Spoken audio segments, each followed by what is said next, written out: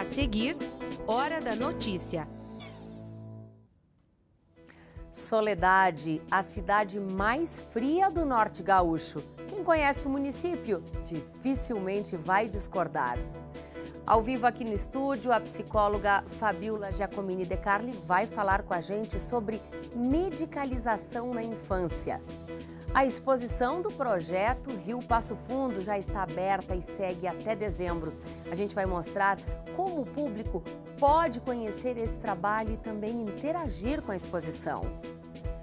Já estão à venda os ingressos para o Festival Internacional de Folclore, que começa na próxima sexta-feira em Passo Fundo. E ainda, conhecer o Passo Fundo das alturas. Isso foi possível através de um passeio de balão. Hoje é segunda-feira, é 13 de agosto, é hora da notícia.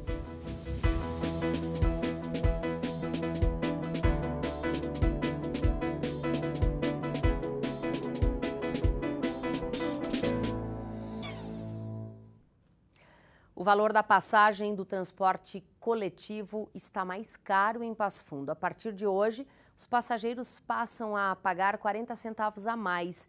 De R$ 3,25, o preço foi então para R$ 3,65.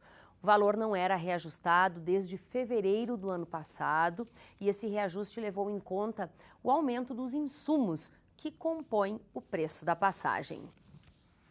Soledade é a cidade mais fria do norte gaúcho e quem conhece o município dificilmente vai discordar. Nossa equipe esteve lá na sexta-feira e a sensação térmica era de 5 graus negativos. Agora veja a explicação de que por que em Soledade faz tanto frio.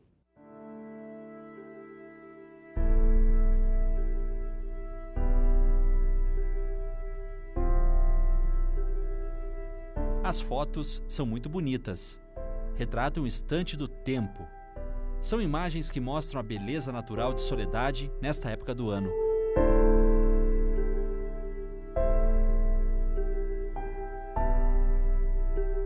O autor dessas imagens é o Paulo. Ele trabalha na Prefeitura de Soledade e é observador meteorológico. Paulo também atua como monitor do tempo para a Defesa Civil. E nós viemos tentar entender e viver de perto a sensação térmica da cidade. Estamos na Serra do Botucaraí, localidade de Campo Bonito. A gente está a 35 quilômetros de Soledade. Esse local aqui pertence à cidade de Itapuca. Fica difícil até falar, porque a sensação térmica com certeza é negativa. Olha, a gente saiu de Passo Fundo fazia 4 graus. Agora, com certeza, está bem menos que isso. E eu não estou exagerando, não. É um frio de gelar a alma. E segundo Paulo, Soledade tem características bem particulares para ser fria desse jeito. Estamos aqui no limite Soledade e Itapuca, região de 800 metros acima do nível do mar, né? Chegando a pontos de 827, 822, catalogados aí com GPS e também com o mapa militar chega a 838. Então, a sensação térmica agora está muito baixa.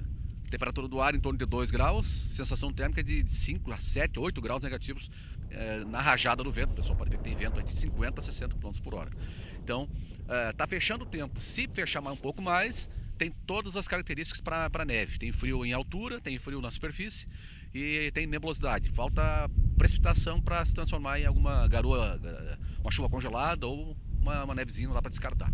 Às vezes tem um conceito de que não, tá frio, vai nevar. Não, o frio tem que estar na nuvem. Pode estar muito frio, pode estar até quase que negativo na superfície e se na nuvem a 1.500 metros, eles chamam de 850 HPA, né, os meteorologistas. Se não tiver frio em altitude, não vai dar sustentação para formar o floco de gelo. Soledade fica em um relevo mais alto que Passo Fundo e qualquer outra cidade do norte gaúcho. Por estar acima de 700 metros do nível do mar, é no interior do município que o frio chega forte no inverno. O vento corta, como se diz aqui no sul, e faz cavalo se proteger também, porque ninguém é de ferro. Nessa reportagem, andamos pelas estradas do interior de Soledade. De acordo com os estudos que a gente estava analisando e estudos científicos também já apontavam, inclusive do IBGE, né, Soledade como um microclima próprio. Pela continentalidade, a distância do mar, que a torna a noite mais fria, quanto mais distante do mar, a situação bem central no estado da localização, onde a atuação da massa de ar frio é muito forte. O ar frio chega com muita frequência de qualquer lado, ou minuano, ou pampeiro, ou sul, sudeste, sempre chega com muita força aqui na nossa região. A altitude, né, que varia de 600 a 822, enfim, né, em média é muito alto, e o formato do relevo. Nas noites de geada proporciona temperaturas bem abaixo de zero nesses vales e baixadas. Estamos na Serra do Botucaraí e, por ser serra, naturalmente já é mais frio. E olhando esses campos, lembramos dos Campos da Vacaria, de São Francisco de Paula. Mas essa é Soledade, terra que tem no inverno a força dos que vivem por essas bandas, para usar um termo bem aqui do nosso estado.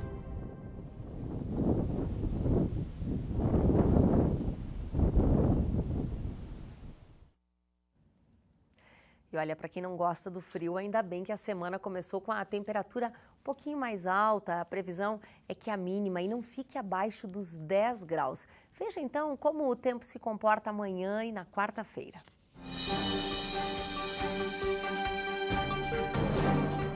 O sol predomina na terça-feira e a temperatura entra em elevação. O dia começa com 10 graus, mas vai a 22 graus à tarde.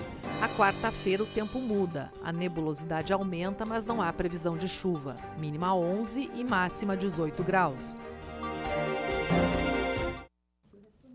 Bom, a gente vai falar agora sobre uma infância onde as crianças que apresentam um comportamento diferente do esperado estão sendo cada vez mais diagnosticadas com problemas psíquicos e, na maioria dos casos, tratadas com remédios. Esse é um dos aspectos de um fenômeno chamado de medicalização da infância. Isso está preocupando muitos especialistas. Para a gente entender melhor esse assunto, nós convidamos a psicóloga Fabiola Giacomini De Carli, pesquisadora deste fenômeno. Seja muito bem-vinda aqui ao PFTV. Obrigada por aceitar o nosso convite, e a gente já quer de pronto entender, Fabiola, que fenômeno é esse chamado de medicalização e patologização da infância, e se isso tem a ver diretamente com dar muito remédio a uma criança. Thaís, o problema, esse fenômeno que a gente costuma também pensar como um problema dos nossos tempos, que é a medicalização da infância, está ligada a um conceito de medicalização que não significa diretamente dar remédio. Medicalização é um conceito que foi cunhado por Peter Conrad para poder explicar que existem aspectos da vida da gente, da vida das pessoas, que ficam tomadas sob o aspecto médico, ficam pensadas sob o aspecto médico. Isso é medicalizar. Atualmente, esse conceito está sendo muito discutido em função das patologias psíquicas, especialmente na infância, né? Então, ele não significa exatamente dar remédio, ele significa pensar um comportamento da criança a partir da racionalidade médica, de como o médico trata, como a medicina pensa esses problemas. Você pode trazer um exemplo para a gente, Fabiola, por exemplo, de algo que não é medicamentoso, mas que é medicalização? Sim, por exemplo, o problema que é uma medicalização, por exemplo, da gravidez, do controle da natalidade. Né? Isso é medicalizar. Isso é medicalizar. Ou seja, um programa de controle de natalidade é medicalizar. Isso. Hoje, esse problema da infância e dos comportamentos, ele vem sendo discutido porque a racionalidade médica pensa as doenças como a partir de uma listagem de sintomas, né? Então, se pensa esses problemas como pega um checklist, que então a gente acessa o Google e faz um confere ali. Confere, o meu filho é hiperativo, ou o meu filho é autista, ou o meu filho, ou o meu aluno, né, tem problemas de desatenção, né? Então, se reduz um problema que é bastante complexo, que é da ordem da constituição interna do psiquismo, a uma listagem de sintomas. Este é um problema que reduz, é um reducionismo da compreensão de um ser humano. Bom, nesse contexto, a gente observa muitos pais utilizando medicamentos, substâncias psicoativas, para controlar o comportamento das crianças. Para que, vou usar aqui uma expressão bastante direta, para acalmar a criança, para parar de incomodar a criança, como se houve muitos relatos nesse sentido. Qual é a sua visão sobre esse assunto? A minha visão, Thaís, é que as crianças muitas vezes criam situações muito difíceis para os adultos. Tá? Muitas vezes são muito ruidosas. Numa sala de aula, por exemplo, se criam situações muito difíceis. E o adulto também se sente desamparado e sem saber bem o que fazer para dar conta daquela situação. E aí a racionalidade nos conduz a querer resolver isso de uma maneira muito rápida. O medicamento acaba sendo, para os nossos tempos, uma saída facilitada. Né? O problema disto é que a constituição da infância e a compreensão de como é que se constitui a subjetividade, o meu eu, como é que eu me entendo como sujeito, como ser humano nesse mundo, depende muito de outras questões, que não dizem respeito a simplesmente acalmar o meu comportamento, e sim a me compreender eu como parte desse mundo. E isso depende do contato com os adultos, e adultos que estejam disponíveis e sentem prazer em poder estar fazendo isso pela criança. Fabiola, rapidamente, só para a gente encerrar aqui, quais os prejuízos com relação a uma criança que hoje toma uma medicação, mas que não está aplicado da forma adequada? Eventualmente, em alguns casos, a medicação será necessária. Isso. Mas em muitos outros tantos, não. Que prejuízo se tem quando você inibe alguns sentimentos? O prejuízo é o do silenciamento, né? Então, muitas crianças, por exemplo, sofrem violência, e a violência sofrida, ela produz agitação, ela produz oposição, ela produz efeitos na criança. Existem pesquisas sobre isso, e como é que se faz para ajudar essa criança? A medicação entra aí silenciando, ao invés de ajudar ela a pensar a sua história e a se encontrar e achar um caminho para si própria. Para ela não se intitular, como muitas vezes a gente escuta dentro do consultório, eu já escutei uma criança de 9 anos me dizendo, eu sou bipolar. Né? Então, como que uma criança vai se constituir sem nenhum risco se ela pensa de si própria, ou o que ela consegue conceber de si próprio seja isso? Quais são seus valores? Isso não importa. O que ela é capaz não importa. Quais são suas dificuldades? Não importa. Importa é a maneira como ela se descreve, muito reducionista. E isso é um risco para a infância. Vale a pena reavaliar todo e qualquer diagnóstico com medicamento. Vale, embora tenha situações que seja necessário. Perfeito. Nosso tempo acabou aqui. Muitíssimo obrigada pelas informações e uma boa semana de trabalho. Obrigada. E olha, sábado teve passeio de balão aqui em Passo Fundo, e depois do intervalo a gente vai mostrar os detalhes para você. Nós já voltamos.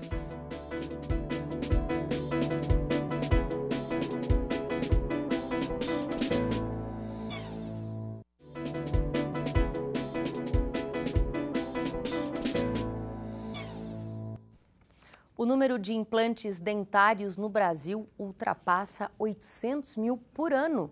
No programa Universidade Aberta de hoje, você vai conhecer um projeto de pesquisa aqui da UPF que analisa as mudanças nas terapias de implante nos últimos anos em Passo Fundo. O programa vai ao ar hoje às 8h30 da noite e tem reprise amanhã e quinta-feira às 8 horas da noite. Os ingressos para o 14º Festival Internacional de Folclore de Passo Fundo estão à venda. A venda começou hoje na bilheteria que fica no Parque da Gari.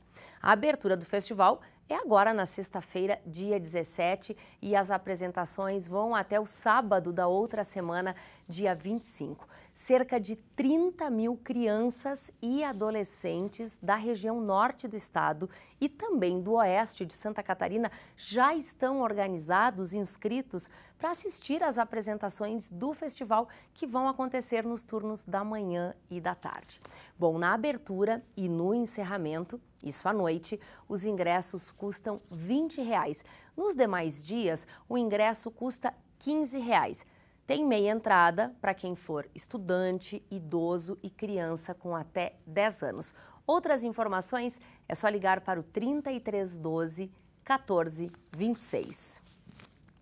Depois de 1 ano e meio de atividades, o projeto Rio Passo Fundo encontrou mais uma forma de aproximar a comunidade do rio. É uma exposição que está aberta para visitação. Veja só.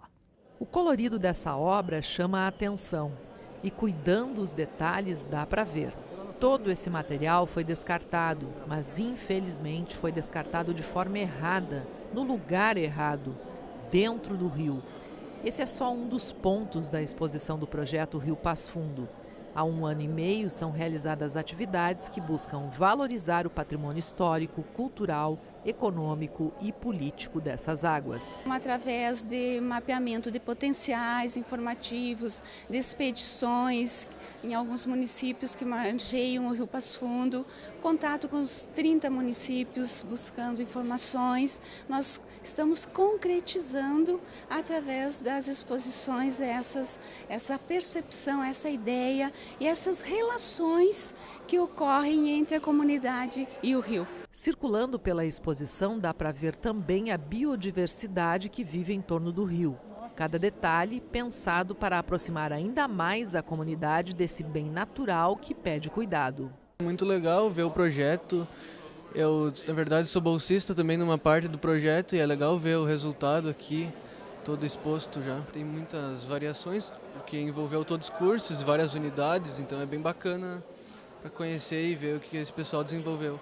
É um momento fundamental de nós mostrarmos a essa grande comunidade a importância da preservação, em especial, do quanto é importante nós darmos valor à qualidade do ambiente, à qualidade das águas, né? À qualidade da vida, em síntese. Então, nós estamos aqui podendo mostrar uma trajetória do Rio Passo Fundo, uma trajetória que no passado trouxe tanta gente à sua volta para elas poderem se desenvolver e precisa continuar lindo, limpo e qualificando as mais diversas formas de vida que se inserem no seu entorno. Uma exposição feita a muitas mãos. O resultado é apenas uma parte de um projeto que ainda tem muito caminho pela frente. É o resultado de um grande desafio que a gente se propôs a fazer, né? Que é chamar a atenção da comunidade a olhar com mais cuidado sobre esse rio que é o nosso patrimônio aqui da cidade, né? Então, o resultado disso é um esforço coletivo das pessoas que resultou em belas exposições, que resultou num grande banco de dados que ainda está sendo alimentado, né? Porque estão chegando novas informações e que a gente sabe que isso vai ser suporte de pesquisa de muitos estudantes. As escolas já temos um número grande de agendamento das escolas, que é muito importante para nós. Os 3 museus envolvidos, o Museu de Artes, o Museu Histórico e o Musar, né? Além de todos os apoios que a gente teve. E isso aí que vocês estão vendo aqui, né? Que a comunidade pode presenciar, que a gente faz questão que venham, a gente abrirá os finais de semana também para conseguir, né? Trazer essas pessoas que vêm no nosso campus universitário desfrutar todo esse lazer que temos aqui, todo esse ambiente gostoso aqui, também venham apreciar as nossas exposições.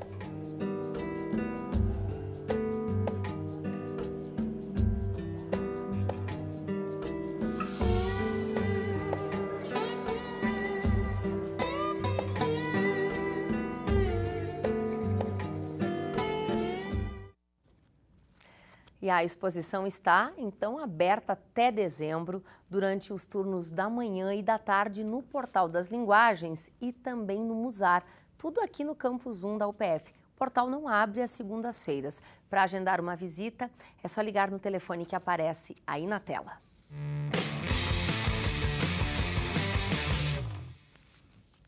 O ciclista da UPF, Ricardo Machado, venceu o Campeonato Brasileiro de Mountain Bike Maratona.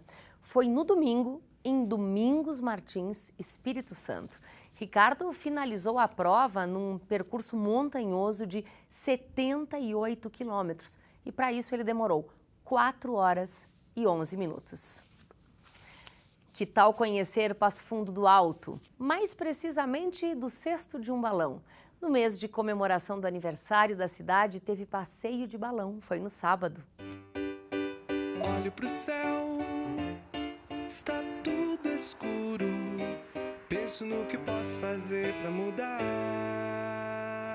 Que bom, né? Se na tristeza pudéssemos pegar um balão e sair voando por aí.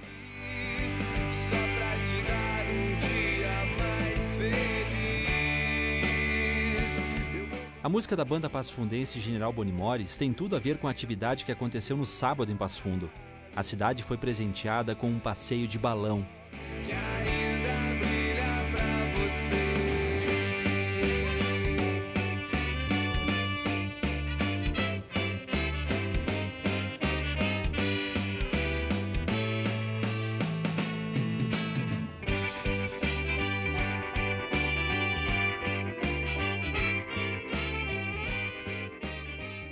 Já fazia cerca de 8 meses que o Ricardo da Trip e eu vínhamos conversando. A gente faz eventos lá na região do litoral e pensamos, por que não fazer em Passo Fundo, né?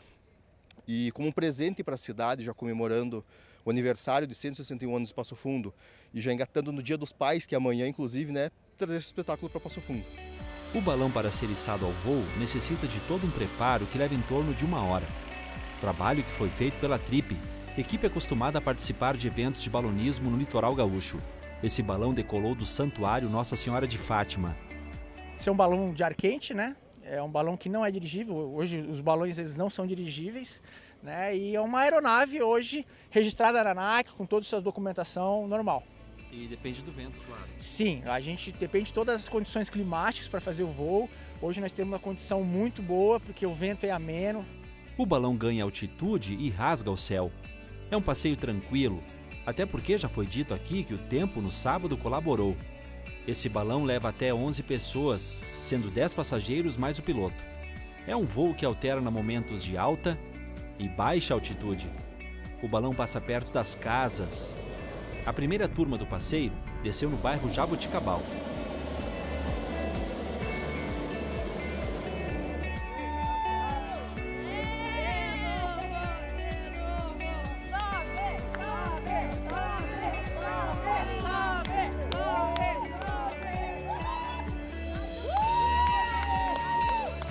Agora vai a segunda turma do passeio. Isso é algo inédito em Passo Fundo. E vale a pena conferir a emoção de estar voando pela primeira vez em um balão. A emoção de quem ficou e a emoção de quem está indo. Olha só que legal.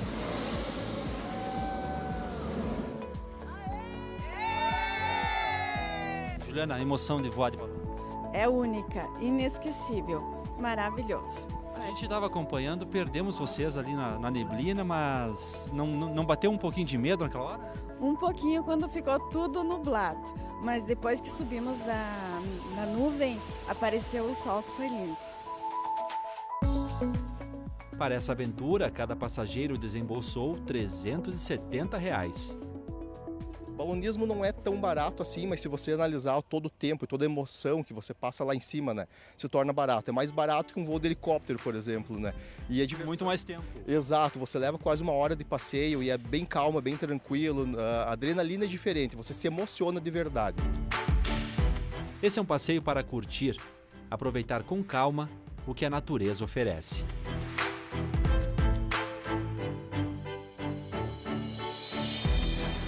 O sol nascendo, depois das nuvens, assim, o sol brilhando, muito, muito legal. Ele voa bem baixinho aqui, né? Sim, isso também, assim, isso também é emocionante. O pessoal saindo, abanando pra gente, assim, muito, muito legal. E já que o sol é o assunto, a música não podia ser mais feliz. Eu vou comprar um balão, eu vou sair a procurar o sol.